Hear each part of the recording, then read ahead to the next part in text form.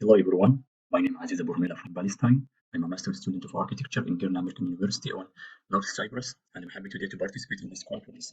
Today is my title is Urban Configuration and Residential Building Efficiency, a case study in Hebron city in Palestine. Hebron is one of the most ancient inhabited cities located in the southern West Bank. Hebron has a such high urban density and geographic constraint, which limits the city expansion and intensify building constraint concentration. Since the mid-20th century, Hebron has experienced rapid urbanization due to population growth, 2.3 annual rate, internal migration into the city, land scarcity caused by occupation and settlements activities. The built environment shifted from compact, culturally embedded patterns to more irregular and denser ones. The application for the efficiency one is the spatial form and street networks. Lot shapes, building height, and spacing directly affect energy demand for heating and cooling. Building in high density area experience limited natural ventilation, reduced daylight access, and higher cooling loads, especially in the summer. Number three is Hebron lacks effective urban planning due to political constraints and outdated planning policies, making it harder to align spatial growth with sustainable energy goals. As shown in the picture, the ready description of buildings in each one area in Hebron city, we see the urban form of the city in each one area, which is the Palestinian Authority commanded by. When it comes to the aim of the study, the main aim of the study is to analyze the impact of urban configuration on the energy demand of residential building in the city in Hebron. Number one is to identify the key urban form variables, such as building compactness, height, open space ratio, and density. Besides classifying different urban patterns using GIS tools. Number three is simulating energy consumption, especially the heating and cooling consumption. When it comes to the drawing conclusions about the efficiency of existing urban patterns from an energy standpoint. If we want to study and analyze the relationship between the urban configuration and the efficiency and energy demand, we have to raise two questions. Number one is how does urban form affect the energy performance of residential building in Palestine, especially in Hebron city? So let's say it in a shortcut way. The spatial structure urban morphology is a major determinant of how building consume energy. Parameters like building compactness, open space ratio, orientation, and density influence thermal performance, especially heating and cooling loads. Different urban patterns across Hebron neighborhoods yield varying energy demands, highlighting the significance of morphological planning.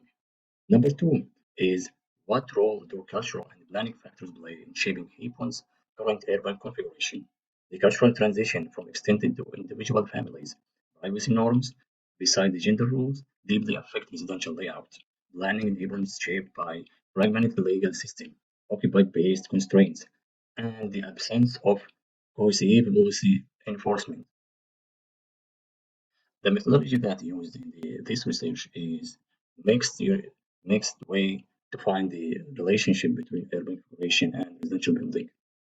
So it involves an integrated multi-layered approach that combines spatial analysis, energy simulation, and urban morphology theory.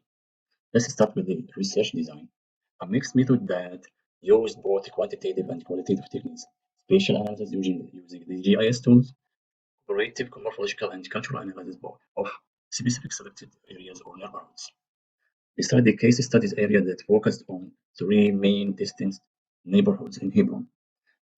The neighborhood number one is the old town, or the old city, which is the traditional one. It has high density, inward focused courtyards, organic street networks. Beside the Al-Sheikh neighborhood, contemporary urban planning. It has high-rise expensive form, vehicle-oriented layout.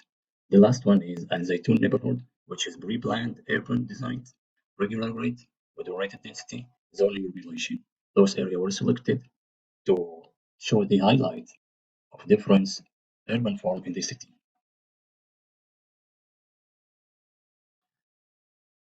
The theoretical framework, it's a framework that linking urban form and efficiency beside energy demands.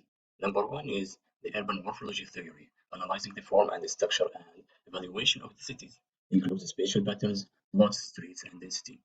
Number two is spatial indicators like FSI, GSI, OSR, building height, measured using the GIS used to assess the efficiency of the built environments. Number three is energy and climate, using the using softwares like Design Builder to simulate the efficiency and the performance of the building. Connects morphology to energy performance. The final one is cultural logic, social patterns, influence planning layouts, beside the cultural shift, reduce environmental adaptability. So here we have the three chosen area. We see Al Sheikh neighborhood and the Old Town and the Al Zaytun neighborhood. The Old Town has a high horizontal density and the Al Zaytun neighborhood has low horizontal density and in between the medium Al Sheikh neighborhood horizontal density. If we see this picture, we notice that the Sheikh neighborhood and Old Town are similar from the density of one or two floor buildings as is classified in the picture. The specific areas were selected from all the three areas, big neighborhoods. So we have three areas in Al Sheikh and three areas in Old Town and one from Al Zaytun. As shown in the picture here in the chart, this is chart showing the density variables of different studies. And we see the highest one is number 5, which is Al Zaytun neighborhood has open space ratio. Another chart showing the heating and cooling demand per year for the 7 pattern that we've chosen already. And we have also has the annual average heating load with 4 urban variables.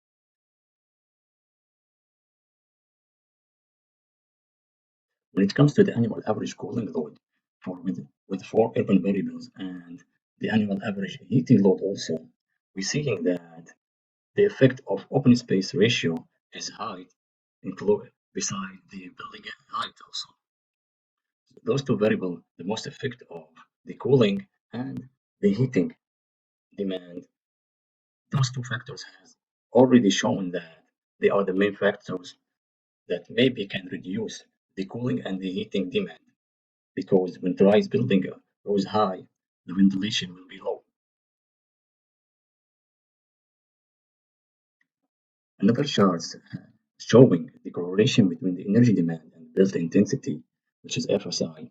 The ratio shows the annual heating demand is 0.3, which is a negative relationship between the FSI and the energy demand.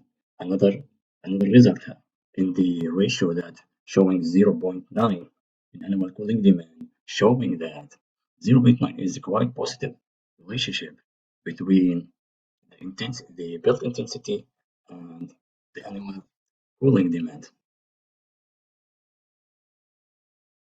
Also, we have another chart showing the correlation between the energy demand and the coverage, GSI. So, when it comes to annual heating demand, it's a negative relationship and a quite hope positive maybe in the future on the annual cooling demand. Another chart showing the correlation between energy demand and building height. We see that annual cooling demand has a very negative relationship between the build height and the annual cooling demand. And also, the annual heating demand, the ratio showing the result is 0.03, which is a quite negative relationship. Another chart here will show me the correlation between the energy demand and the open space ratio. And it's also a negative relationship on the two factors, the annual cooling and heating demand. We have also another case study focusing on the cultural elements. This study is under development right now, and the final result and the finding will be mentioned in the full article paper. We have the old neighborhood and the new neighborhood in the same city of Hebron. Here we have some pictures showing the difference between the old neighborhood urban form and the new neighborhood. So those two pictures showing the density of the two areas. Another picture showing the mixed use coverage in the same two areas. And final picture showing the old neighborhoods open spaces and the new neighborhood open spaces. So when it comes to the discussion and conclusion, the findings showing that urban form has a direct impact on energy demand. So the simulation software and the urban variables and the dense vertical developed areas lower cooling demand, especially in traditional urban fabrics, showing the importance of studying those urban configuration, and their strong relationship to effect on the energy demand. The other factor in the finding is cultural evolution linked to loss of sustainable spatial models, extending family housing clusters from horizontal to vertical in the modern areas and modern neighborhoods, shift toward nuclear families, individualism, and car dependency, showing the result that the spatial fragmentation and urban sprawl, beside the traditional planning logic mixed use, affecting on the energy demand and the cooling, especially energy demand. The third finding is traditional Hebron architecture is energy conscious and socially adaptive. Shared walls reducing energy loss, with courtyards enhancing thermal comfort and orientation towards privacy and sun. So, traditional forms developed from experience and need, with maximum climate and social efficiency. I recommend that re reintegrate traditional urban principle in the urban form or urban design process to restore the compact neighborhood layouts with passive climate design, encouraging shared walls and smaller footprints. Footprints to reduce the energy consumption beside use orientation sensitive building forms. Number two is integrate cultural values into planning regulations. Incorporate privacy needs, family structure, and collective use into zoning and design codes. Design homes and streetcaps that helping to support cultural continuity, not just formal aesthetic. And we have reached the end. Thank you for listening. Thank you for being my audience. And goodbye.